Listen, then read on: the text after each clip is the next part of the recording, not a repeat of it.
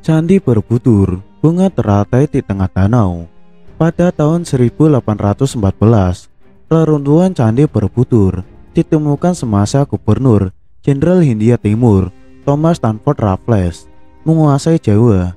Namun, pemugaran pertama baru dilakukan hampir seabad kemudian oleh Theodor van Erp 1907 sampai 1911.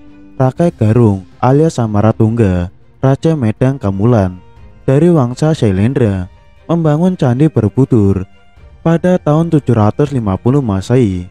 Pembangunan Bumi Sambara Budara yang kelak dikenal dengan nama Borobudur itu selesai hampir 1000 tahun kemudian saat Kerajaan Medang diperintah Pramodya Wardhani, putri Samaratungga, pada tahun 825 Masehi.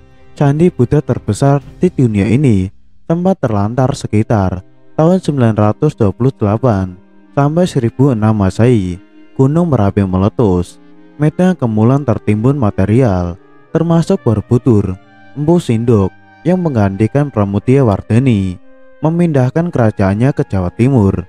Lebih dari 3 abad kemudian, Candi Borobudur sempat disinggung oleh Empu Prapanca, penulis kitab Negara Kertagama semasa pemerintahan Raja Hayam Wuruk sekitar tahun 1365. Namun, Kertagama hanya menyebut adanya sebuah wihara di Budur tanpa memberikan ulasan sampai akhirnya Sir Stamford Raffles, perwakilan Serikat Dagang Inggris di Hindia Timur, menerima kabar penemuan monumen kuno yang sangat besar di desa Bumi Segoro, Magelang pada 1814. Raffles mengirim anak buahnya, Hermanus Christian Cornelis, sejarawan asal Inggris, Victoria Glendinning, dalam buku Raffles and the Golden Opportunity, mencatat 2 petinggi pemerintah Inggris, Letnan Kolonel Mackenzie dan Kapten George Baker, ikut dalam tim investigasi bulan kedua di Magelang. Cornelis menyusun laporan detail ke Semarang kepada Raffles. Cornelis menulis keadaan candi dan sekitarnya berantakan. Dia mengarahkan 200 orang, tapi mereka hanya sanggup membakar belukar dan memotong pepohonan agar struktur candi bisa terlihat. Sebagian tanah di kaki candi tidak bisa digali karena bangunan rawan roboh. Orang-orang tidak sanggup memugar bangunan karena sudah tertimbun hutan dan abu selama berabad-abad, tulis Cornelis. Kelak, laporan dari Cornelis melahirkan buku yang berjudul Story of Java yang terkenal saat itu, sebuah karya besar yang mencatat sejarah, tradisi, dan budaya Jawa selama perjalanannya ke sejumlah kota di Jawa antara tahun 1811 sampai 1816. Raffles akhirnya tiba di Magelang pada 18 Mei 1815. Dia melihat sebagian besar dari 500 patung Buddha rusak, di mana sebagian justru dirusak oleh orang-orang Inggris ingin menjadikan serpihan candi sebagai oleh-oleh sepulang dari Jawa.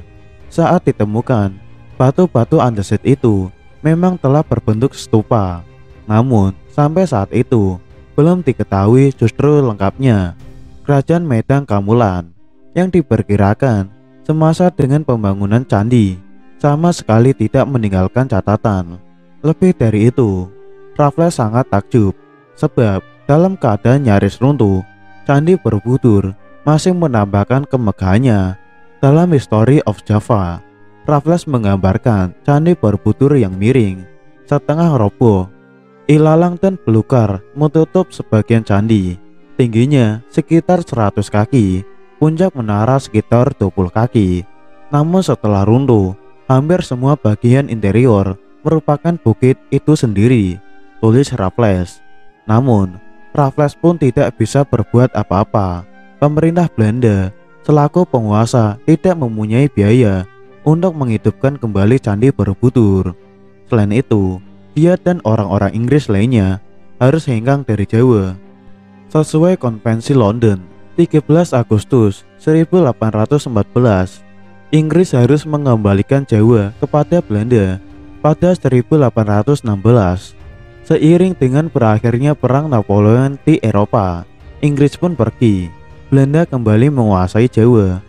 Daud Job, Menteri Pendidikan dan Kebudayaan Kabinet Pembangunan III semasa Presiden Soeharto, dalam buku Berbudur menulis bahwa pada 1882 para petinggi pemerintah Belanda mengusulkan untuk meruntuhkan Borobudur karena kondisinya sudah berat. Alasan para petinggi Belanda ini, tulis Yusuf, restorasi Candi Borobudur membutuhkan alokasi dana besar. Candi mempreteli semua relief, kemudian menyimpannya di museum merupakan solusi terbaik dibandingkan melakukan pemugaran. Beruntung, pemerintah Belanda di Batavia menolak usulan itu, tulis Yusuf. Pada tahun 1835, Gubernur Jenderal Belanda, Christian Hartmann, meneruskan apa yang dilakukan Raffles, mengangkat candi-candi Borobudur dari tanah. Hartmann mengerahkan para pekerjanya untuk menyibak semak dan pepohonan yang menutupi candi. Lahan sekitar Borobudur terbuka dan struktur utama candi terlihat. Pada 1845, Candi Borobudur mulai didokumentasi oleh Schaeffer. 4 tahun kemudian, diteruskan oleh Wilson. Pada 1873, Lemons menerbitkan monografi Candi Borobudur. Puluhan tahun setelah kerja keras Hartmann, Theodor van Erp melakukan pemugaran Candi Borobudur atas perintah Gubernur Jenderal Hindia Belanda Willem Roosevelt pada 1900, tapi pemugaran baru dimulai pada Agustus 1907 saat Johannes Benedictus van Heersch menjadi Gubernur Jenderal Hindia Belanda. Tulis Yusuf, batu-batu yang terlepas dari susunannya dikumpulkan dan dipasang kembali, tanah-tanah digali lebih dalam, dan batu-batu penting kembali ditemukan. Saat itu, pemugaran masih menggunakan teknologi konvensional. Restorasi relief dikerjakan secara sederhana karena teknologi belum berkembang. Pemugaran dilakukan semata-mata agar tidak terjadi kerusakan lebih parah. Dalam 7 bulan pertama, Van Erp hanya melakukan penggalian untuk mengumpulkan batu-batu candi.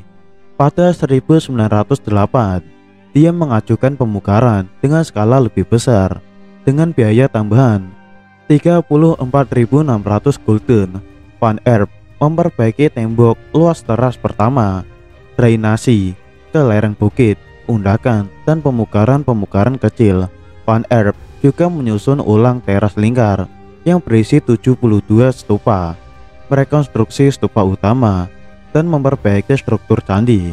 Restorasi pertama Candi Borobudur selesai dalam 4 tahun di masa Gubernur Jenderal Bush Hindenburg. Di masa pendudukan Jepang, sekarang melakukan perbaikan-perbaikan kecil untuk menjaga Candi Borobudur dari kerusakan. Jepang membebaskan kepala dinas arkeologi Hatterheim dari penjara untuk melakukan tugas khusus perbaikan candi pada tahun 1942. Pemugaran yang serius dan besar-besaran Candi Borobudur baru dilakukan oleh pemerintah Indonesia 30 tahun kemudian, tepatnya 10 Agustus 1973, di bawah pimpinan Sukmono bekerja sama dengan UNESCO.